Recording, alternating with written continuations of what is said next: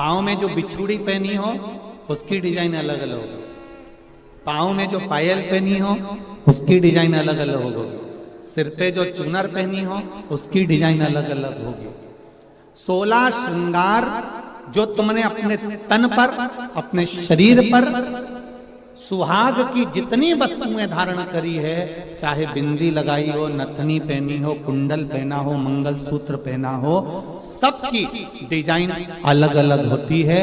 केवल 16 श्रृंगार में से एक श्रृंगार ऐसा है जिसकी डिजाइन नहीं बदली है, वो है मांग का सिंदूर, कुमकुम एक जैसा होगा।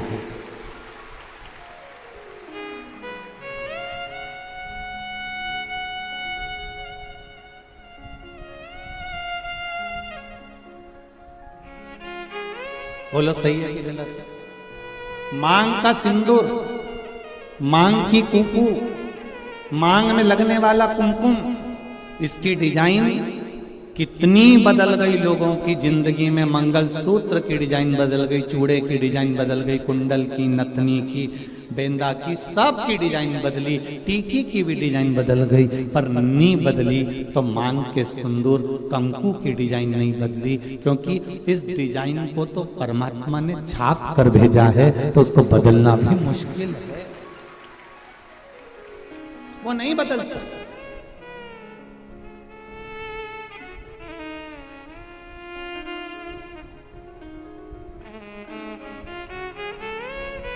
मंगलसूत्र के दाने एक बार निकल जाएंगे ना, चलेगा। नाक की नथनी एक बार निकल जाएगी ना, चलेगी। बिछुड़ी जल्दीबाजी में कहीं निकल जाएगी ना, चलेगी। बिंदी कहीं निकल जाएगी ना, चलेगी। हाथ का चुड़ला कहीं निकल कर रखा गया ना, चलेगा। पर मांग का सिंदूर कभी भी मांग से नहीं निकलना चाहिए। ये शिव महापुराण की कथा। अब 16 श्रृंगार में से एक श्रृंगार ऐसा है मांग का सिंदूर जिसमें कोई भेद नहीं है। करोड़पति माता भी अपने सिर में लगाती है और एक सब्जी बेचने वाली भी अपने सिर में लगाती है। वो सिंदूर ने समानता बनाकर रखी। एक ब्राह्मण की घर की माता भी सिर पर लगा रही है, तो एक वैश्य के घर की माता भी सिर पर लगा रही है। एक क्षत्रिय के घर की माता भी सिर पर लगा रही है, तो एक शूद्र के घर की माता भी अपने सिर पर लगा रही है। सारा श्रृंगार पैसे के बल पर ऊंचा नीचा हो सकता है, मंगलसूत्र पैसे के बल पर ऊंचा नीचा हो सकता है, हाथ के चूड़े पैसे के बल पर ऊंचे नीचे हो सकते हैं, पांव की पायल पैसे के बल पर ऊंचा नीचा हो सकता है। केवल मांग का सिंदूर, कुमकुम, ये पैसे के बल पर ऊंचा नीचा नहीं होता। ये गरीब और अमीर सबकी समता बता देता है कि यहाँ सब बराबर हैं। मांग के सिंदूर के आगे, कुमकुम के आगे सब बराबर।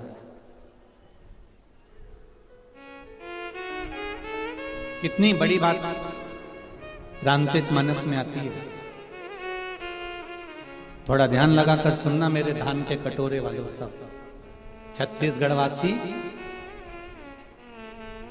सबले बढ़िया, जम के बोलो जरा, सबले बढ़िया छत्तीसगढ़िया। तो मेरा छत्तीसगढ़ वालों से निवेदन है, और जितने लोग टीवी के माध्यम से कथा हैं और जितने लोग आस्था चैनल, फेसबुक, यूट्यूब के माध्यम से कथा सुन रहे हैं, अपने जीवन में एक बात उतार कर रखना रामचरितमानस की। रामचरितमानस में राम जी ने रावण की ओर देखा, लंका की ओर देखा, और लंका की ओर देखकर राम जी ने हनुमान जी को समझौता करने के लिए भेजा। जाओ हनुमान, जरा समझौता करना है रावण से। इतने में जामवंत, अंगद और जितने बानर थे वो बोलते हैं, प्रभु काय को समझौते की बात करते हो, मिटा देते हैं उस रावण को। देरी नहीं लगेगी, चुटकी भर में उस रावण को मिटा देंगे।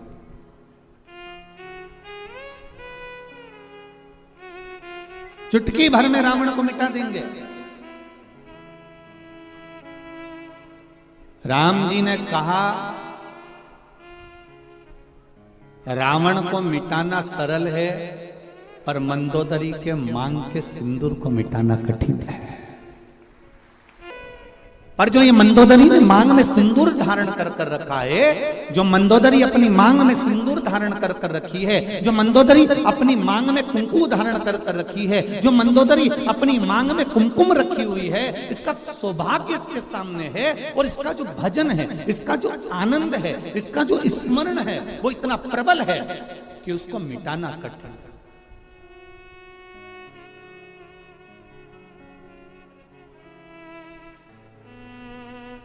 एक बात कहना चाहूंगा बहुत अच्छे से। आदरणीय गृह मंत्री जी हमारे यहाँ कथा में श्री ताम्रध्वज साहू जी यहाँ बैठे हुए हैं। आप तो आज आए हैं, पर आपके घर से जो बाईसा हैं, आपकी जो धर्मपत्नी है, हमारे लिए तो माता के तुल्य हैं। हमने देखा कल भी, परसों भी, 2 दिन से हम लगातार देख रहे हैं। कहीं के दूसरे मंत्री की अगर पत्नी होती ना तो 3 घंटा कथा में नहीं बैठती, पर हमने ये चीज देखी है कि वो 5 दिन की कथा में 2-3 दिन लगातार कथा का रस तत्व ग्रहण कर रहे हैं।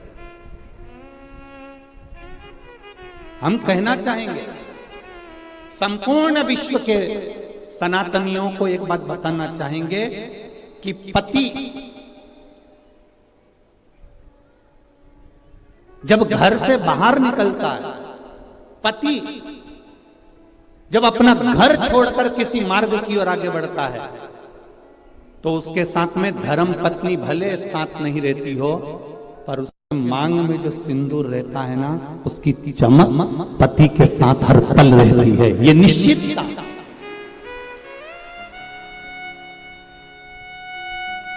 उसकी भक्ति का बल, उसके भजन का बल, उसके स्मरण का बल।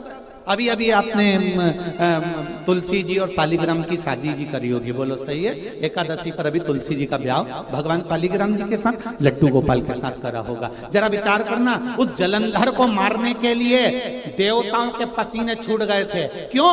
क्योंकि वृंदा के माथे का जो कुमकुम था, वृंदा के माथे का जो सिंदूर था, वो बड़ा प्रबल था। इसलिए जलंधर को मारना कठिन पड़ रहा था।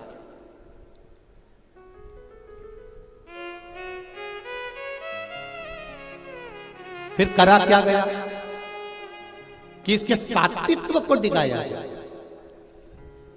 और सात्वित्व को डिगाने के लिए भेजा। जब उसका सात्वित्व डिग गया, सात्वित्व टूट गया, तब जलंधर के प्राणों को हरा गया।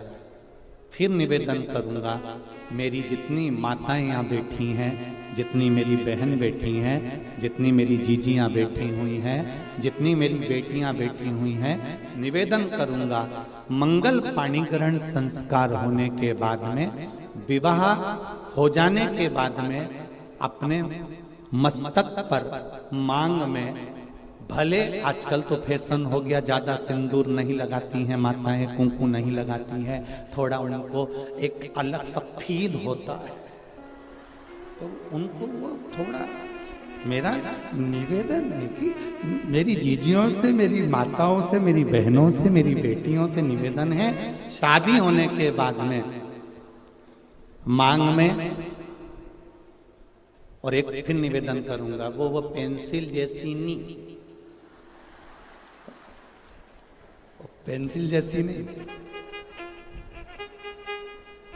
सिंदूर तुम्हारे पति ने जिस समय तुम मंडप के अंदर बैठी थी और चांदी के सिक्के से, कलदार से, अंगूठी से, डब्बी में से भर भर कर तेरी मांग में भरा था, ऐसा सिंदूर तुम्हारी मांग में भरा होना चाहिए। ऐसा भरा है वो बड़ा। हम सिंदूर और कुंकू का इसलिए बोल रहे हैं, टीकी का इसलिए बोल रहे हैं क्योंकि टीकी तो आज के जमाने में तुम ढूंढते रह जाओगे। एक छोटी सी पंखड़ी को भी काटते काटते, जैसे माथा की जूनी रह, वो को निकालो, फिर देखो, बस ऐसी इतनी छोटी सी टीकी माताएं लगाती है, इतनी छोटी सी बिंदी लगाती है कि पूरा माथा पे ढूंढते रह जाओगे कि है कि नहीं है, पहचान करना भारी पड़ जाता है। निवेदन है, बिंदी तुम लगा रहे हो, कितनी बड़ी लगा रहे हो हमें उससे मतलब नहीं है, पर मांग में थोड़ा सा सिंदूर, थोड़ी सी कुंकू, थोड़ी सी डोली, जो भी आप लगाते हो वो थोड़ा सा इस मांग में होना चाहिए। अब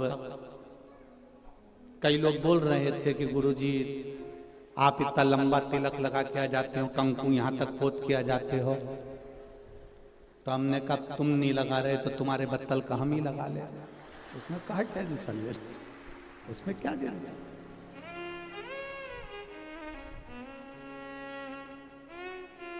एक कथा याद आ जाती है, उस कथा में एक बार हम कथा करने के लिए काला पीपल गए, तो वहां कथा करने गए, तो वहां पर एक माता बूढ़ी बूढ़ी सी, बहुत 70-80 साल की, और कथा में आगे बैठ गई, और कथा हुई।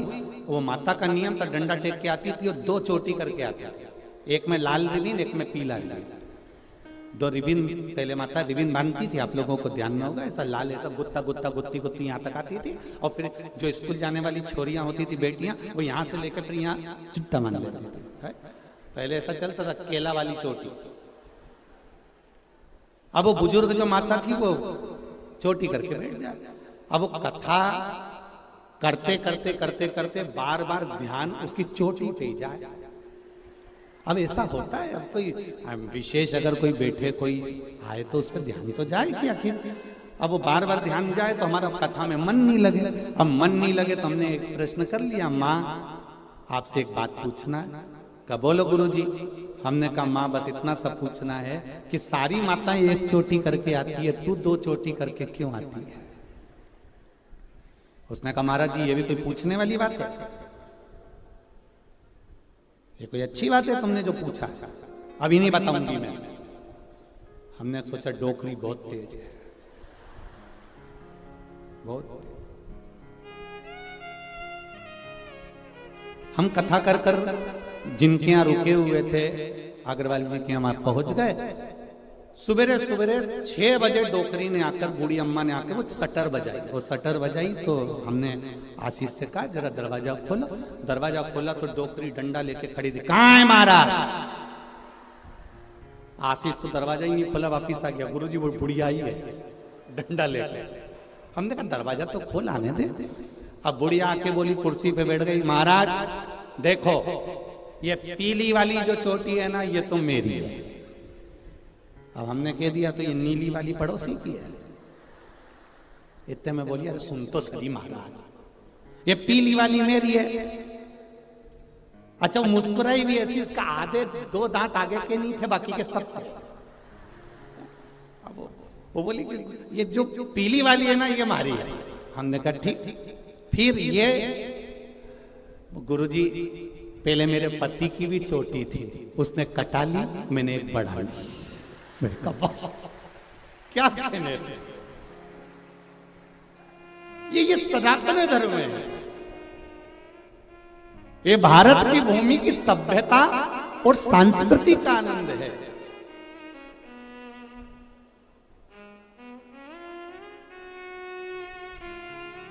ये सुख ही दूसरा।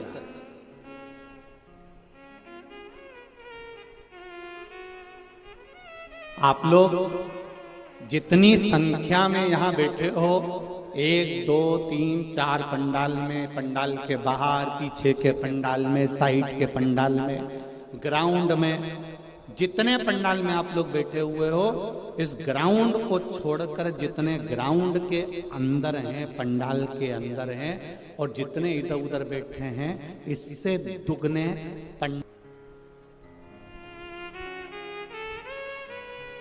और केवल अविरल भक्ति, केवल आपकी भक्ति और भक्ति के सिवा कुछ नहीं।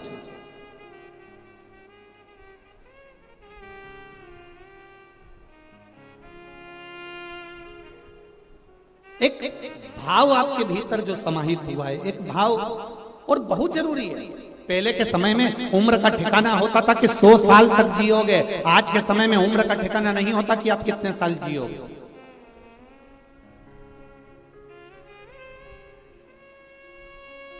आय बढ़ाने का साधन प्रत्येक मनुष्य ढूंढ रहा है। आप भी जितने लोग बैठे हो ना, हमारी आय बढ़ना चाहिए, हमारी कमाई बढ़ना चाहिए, हमारा व्यापार बढ़ना चाहिए, हमारा पैसा बढ़ना चाहिए। आय बढ़ने का साधन प्रत्येक मनुष्य ढूंढता है, पर मनुष्य ये नहीं ढूंढ पाता कि आय के साथ में मेरी उम्र कैसे बढ़े।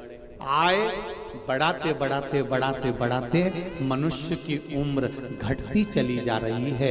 घर में पैसा तो बढ़ रहा है, पर 65, 70, 75, 80 में आउट हो जा रहा है, समाप्त। दुनिया के लोग आपको आय बढ़ाने का साधन बताएंगे, विदेश के लोग आपको आय बढ़ाने का साधन बताएंगे, सारे संसार के लोग आपको आय बढ़ाने का साधन बताएंगे कि पैसा कैसे कमाना चाहिए, पैसे कैसे प्राप्त करना चाहिए, धन कैसे प्राप्त करना चाहिए। संपूर्ण विश्व के लोग आपको आय बढ़ाने का साधन बताएंगे, पर शिव महापुराण की पोथी, शंकर भगवान की यह कथा, शिव महापुराण आय बढ़ाने के साथ साथ आपको बताती है कि आपकी उम्र कैसे बढ़े। और वो उम्र बढ़ाने के लिए केवल आपको 3 जगह पर जाना है। एक अपने माता पिता के चरणों में, दूसरा अपने गुरु के चरणों में, और तीसरा शंकर भगवान के मंदिर। क्यों? जब हम माता पिता के चरणों में जाते हैं तो माता पिता आशीर्वाद देते हैं, आयुष्मान भव, चिरंजीवी भव। गुरु के चरणों में जाते हैं तो गुरु आशीर्वाद देते हैं, आयुष्मान भव, चिरंजीवी भव, स्वस्थ रहो, मस्त रहो, आनंद में रहो। और शंकर जी की शरण में जाते हैं तो उसका नाम महामृत्युंजय है। वो एक लोटा जल जब हम चढ़ाते हैं तो वो भी हमको आशीर्वाद देता है, आप आरोग्य रहो, रोग से मुक्त रहो और निर्मल रहो। सारी दुनिया आपको आय बढ़ाने का साधन बताएगी, सारी दुनिया आपको आय बढ़ाने का साधन निश्चित करेगी, सारी दुनिया आपको पैसे कमाने का साधन बताएगी। पर शिव महापुराण की कथा कहती है 3 जगह पर जरूर जाओ, एक अपने माता पिता के पास, एक अपने गुरु के पास, और एक शंकर जी के मंदिर में एक लोटा जल लेकर। यहाँ 3 जगह जाने से जब माता पिता का आशीर्वाद मिलता है, गुरु का आशीर्वाद मिलता है, शंकर भगवान का आशीर्वाद मिलता है, तो हमारी आय भी बढ़ती है और उम्र भी बढ़ती है, हमारा जीने का तरीका भी बढ़ता है। अब घर में फ्रिज के अंदर मिठाई ढेर सारी रखी है, फल ढेर सारे रखे हुए हैं, और मालूम पड़े तुमने कमाया तो खूब, आय भी खूब बढ़ाई, पर खाई नहीं पाओ तो मतलब क्या। एक सेव फल का टुकड़ा, एप्पल का इतना बड़ा टुकड़ा काट कर, छील कर मुंह में 2 घंटे से रखा है, कथा में आके बैठ गई, तब तक भी चल रहा है।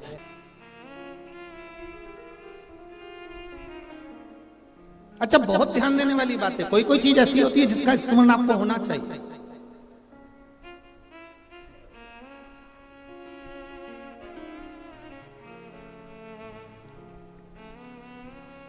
चश्मा पढ़ते समय याद आता है, बोलो री जी हो, सही है गलत है? चश्मा अगर पंडाल में भूल गए, घर पर भूल गए, मालूम पड़े कथा में आई थी बैग में दरी की दरी रखी, बैग कोई चुरा के लगे।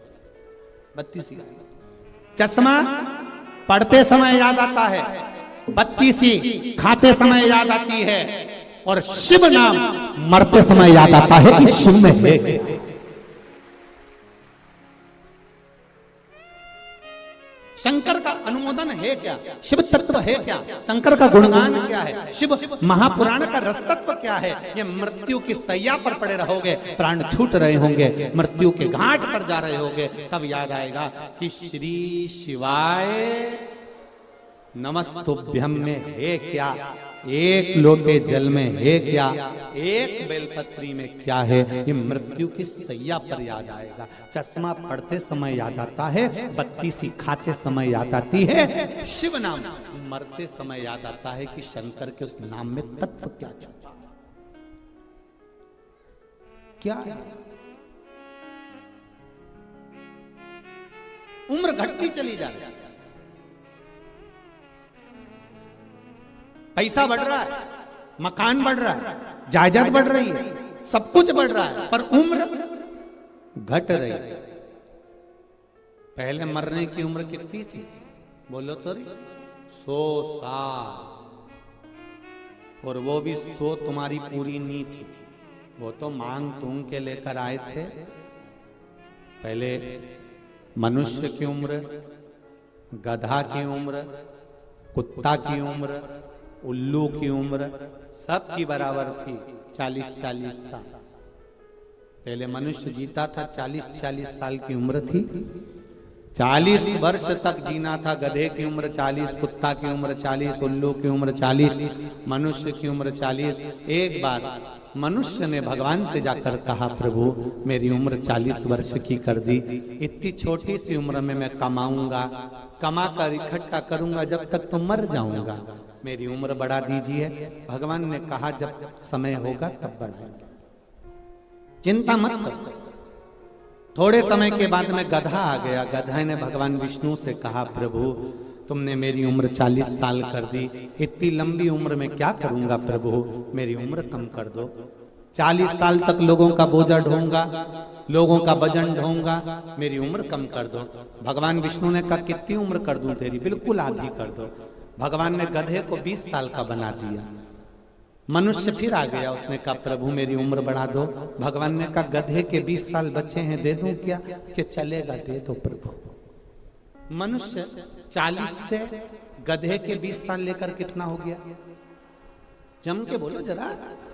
60। थोड़ी देर बाद कुत्ता आ गया।